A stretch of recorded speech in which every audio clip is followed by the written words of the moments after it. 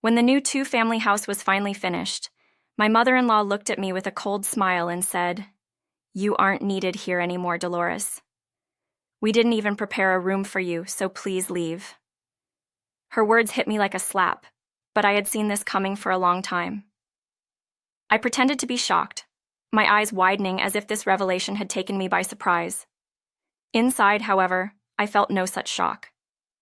I had known that this day was inevitable, and I had mentally prepared myself for it. My husband, Stephen, had already handed me the divorce papers earlier, and I knew he had been waiting for just the right moment to present them. "Look, Dolores, here are the divorce papers," he said, his voice filled with triumph. He thrust them towards me, his eyes glittering with satisfaction. "The property will be divided, and I get this house," he added, his tone dripping with arrogance. He looked at me with a smug expression, waiting for me to break down, expecting tears and begging, but I didn't give him the satisfaction. I took a deep breath, kept my composure, and calmly accepted the papers with a soft, almost relieved smile. "I'm finally free," I said quietly, my voice barely above a whisper. The weight of pretending for so long, of acting like everything was fine when it wasn't, had been exhausting. Stephen's eyes widened, and I could see the confusion and disbelief in his expression. He had expected a different reaction: anger, sadness, desperation. He had not expected me to be so composed, so calm. It threw him off balance. "Why are you acting like this? Aren't you upset? You're being thrown out and losing the house," he snapped, his voice rising as he tried to provoke me. He seemed almost desperate to see me react, to see me break. But I had decided long ago that I would not give him that satisfaction. I had kept my silence for years, but now it was time to reveal the truth. "My name is Dolores," I began, my voice steady, "and I'm 32 years old. I work as an employee in a company, and I have been married to Stephen for several years. From the moment we got married, I dreamed of building a home together.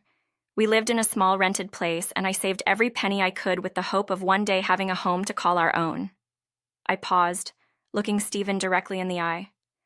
"But it became clear to me over time that you never truly shared that dream, Stephen." My voice was calm, but each word was filled with the truth I had held back for so long. Stephen, self-employed in the transportation business, had always kept his finances a mystery.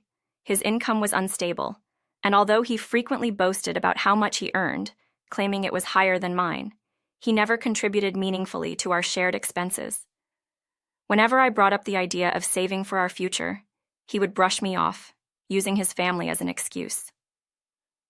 "My parents are struggling financially and I need to support them," he would say, making it sound like he was some kind of hero. His parents lived nearby, and his sister, who also lived with them, often came to visit, further complicating things. His family was always around, making demands that seemed never-ending. His sister, who worked from home, was a constant presence in our lives. She would show up for dinner several times a week, often complaining about what I had prepared. "Is this the same dish as yesterday?" "I want steak," she would say, her dissatisfaction evident in her tone. I would come home from work, exhausted, and prepare dinner, only to have my efforts dismissed as inadequate. And Stephen, he never stood up for me. He would simply shrug, as if her complaints were my problem to deal with. "Tell her directly if you have an issue," he would say dismissively, not realizing how his indifference cut me deeper than any of his sister's words. Then came the phone call that changed everything. My brother called to tell me that our father had been rushed to the hospital. He had collapsed at work, and his condition was critical. My mother had passed away years ago, and my father was all I had left. The thought of losing him too nearly broke me. I needed Stephen then. I needed his support. But when I called him, his response was cold and distant. "I'm busy, Dolores. Rushing over there won't change anything," he said, his voice devoid of any empathy. It was in that moment that I realized just how alone I truly was. My father's condition remained critical, and I began visiting the hospital every day after work.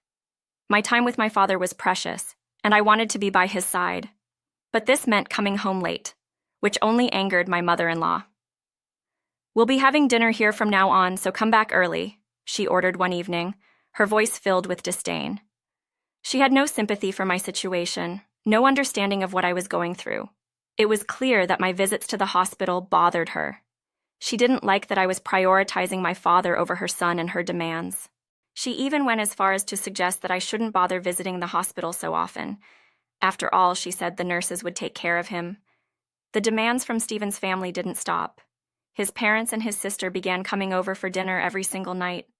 I had to prepare meals for 3 extra people, even though I was emotionally and physically exhausted. My mother-in-law never missed an opportunity to criticize my cooking, always finding fault with something I had done. Stephen, of course, stayed silent, never defending me, never standing by my side. With each passing day, my resentment towards him grew. One evening, as I was getting ready to leave for the hospital, my mother-in-law made a snide remark. "Going to the hospital again? It's not like you being there will cure him," she said, her tone dripping with condescension. Her words cut deep, but I chose to ignore her. However, my sister-in-law, who was sitting nearby, laughed and added, "She's probably hoping for a big inheritance by being there all the time." I felt my blood boil. How could they be so heartless? All I wanted was for my father to recover, but they were too selfish to see that. Despite my prayers, my father passed away a few weeks later. I was devastated. My brother and his wife took care of all the funeral arrangements, allowing me to stay by my father's side until the very end. Stephen, however, never once showed up. Not at the hospital, not at the funeral. When I called him to tell him that my father had died, his response was shocking. "I don't care about that. What about dinner? Come home quickly," he said before hanging up. My brother and his wife were furious at his behavior, and I felt nothing but regret for having married him.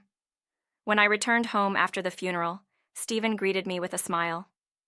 "Dolores, what did you inherit? I heard your father had a lot of real estate," he said, his eyes gleaming with greed. He hadn't come to the funeral, but now he was eager to know what I had received. I glared at him, my anger barely contained. "That's none of your business. And why didn't you come to the funeral?" I demanded, my voice trembling with rage. Stephen shrugged, his indifference infuriating me further. "I hate funerals. They're a hassle. But I'd like to know about the inheritance," he replied, ignoring my anger. I told him I hadn't inherited anything, though I knew that wasn't true. I just didn't want him to know anything. But Stephen wasn't satisfied with my answer. He even called my brother to ask about the inheritance. My brother was disgusted by his behavior and called me afterward. "Dolores, is Stephen really that desperate for money?" he asked. I apologized for Stephen's actions, feeling a deep sense of shame. After that, my brother and I decided to handle the inheritance without involving Stephen. We agreed on how to divide everything, and I trusted my brother completely. Stephen, however, kept pestering me. "What did you inherit, Dolores?" "Don't hide anything from me," he shouted one evening, his mother and sister chiming in as well. "If you inherited the house, share it with us," his mother demanded, while his sister added, "I'd prefer cash. I want to buy a nice apartment." Their greed was astounding. I kept my calm and told them, "I inherited a vacant lot and some cash, but why should I give it to you?" Stephen's mother and sister frowned, clearly disappointed. But Stephen suddenly suggested, "Let's build a duplex on the land. We could all live together. Wouldn't that be wonderful?" His mother and sister beamed at the idea, and I decided to play along. "Sure, let's build a duplex," I said, pretending to agree. I could see the excitement on their faces, but my heart was filled with anger. My brother and I had a plan, and I intended to follow through with it. Construction began, and Stephen's family was at the site almost every day, making decisions about the layout and design as if it were their house. I made it clear that I was the one providing the land and the funds, so I would decide the layout. They weren't happy about it, but they had no choice. I chose a standard layout, ensuring that the living areas were separate. My mother-in-law sarcastically remarked, "I'd rather not live with you, Dolores. Dividing the living spaces is better for us." I smiled and responded in a low voice, "Don't worry, we won't be living together." She didn't hear me, but my sister-in-law seemed puzzled and asked if I had said something. I denied it, and she let it go. As the house neared completion, Stephen and his family started shopping for new furniture and appliances. New houses need new furniture. Dolores, you should pay for it since it's your house, Stephen suggested, trying to make me cover the costs. I pretended to be apologetic. I'm sorry, but my funds are depleted. You'll have to handle the furniture and appliances, I said. Surprisingly, my mother-in-law agreed with me. Stephen, arrange the furniture yourself. Dolores has done enough by building the duplex, she said. It was hard not to laugh at her unexpected support. Finally, the day came when the duplex was ready. We went to inspect the new house, and my mother-in-law said with a malicious smile, Dolores, you aren't needed anymore. We didn't prepare a room for you.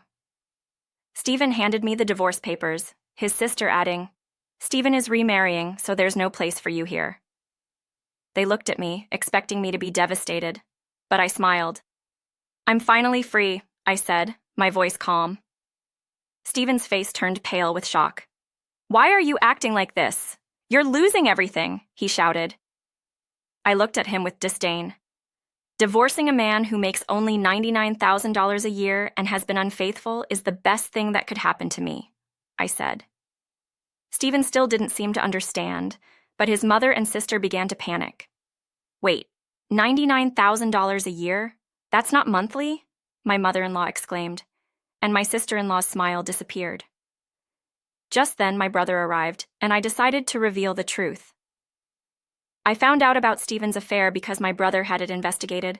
I could have divorced him sooner, but I decided to wait for the perfect moment, I said, watching their shocked faces. Stephen tried to deny the affair, but my brother presented the evidence, and Stephen fell silent. My mother-in-law tried to argue. Even if Stephen cheated, there still needs to be a division of property.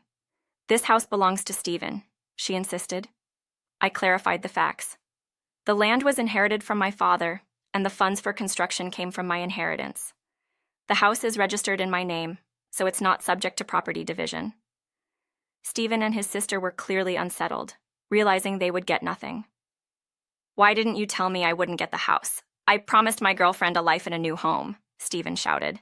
His sister added, I've already bought furniture for my new apartment. Now it's all wasted. I could barely contain my satisfaction as I watched their plans unravel. Stephen, worried about his debts, turned to his sister for support. You'll help with the repayments, right? He asked, but she turned pale and shook her head. The realization that they were in trouble dawned on them. I calmly told Stephen, given that you committed adultery, I'm claiming a division of property, and I'll also hold your affair partner responsible. Stephen tried to snatch the divorce papers from me, but my brother intervened. It's shameful to try to cancel the divorce after having an affair, my brother said firmly. We've already started the process for a claim through a lawyer, so be prepared. Stephen finally seemed to understand the seriousness of the situation, collapsing into a chair, defeated. Meanwhile, my mother-in-law and sister-in-law, realizing they had no way to repay their debts, began to beg. Dolores, please help us. You're the only one we can rely on, my mother-in-law pleaded. I looked at them calmly and said, We are now strangers. I have no obligation to help you.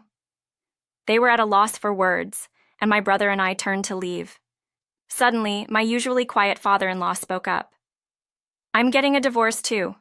I've always followed your mother's commands, but I can't stand it anymore, he said angrily. He left the house, leaving Stephen and his family in shock. Without my father-in-law's pension, they had no way to repay their debts. As I watched them scramble, I felt a sense of relief. My brother smiled at me. Everything went as planned, he said. I nodded, grateful for his help. Afterward, I filed the divorce papers and demanded a division of property from Stephen and his affair partner. My father-in-law eventually divorced my mother-in-law, leaving the family home. Stephen ended up moving back in with his mother after I left. Without me, he couldn't afford rent or living expenses. They struggled to make ends meet, relying on his mother's pension and his sister's meager income. His affair partner left him, unwilling to deal with his financial instability. They were stuck, burdened with debts they couldn't repay. As for me, I rented out the duplex. I moved into a small apartment, using the rental income to live comfortably. Sometimes, when I visited my brother and his wife, They would ask if I was thinking about remarrying. I've failed once. I'm not ready to go through that again, I would say.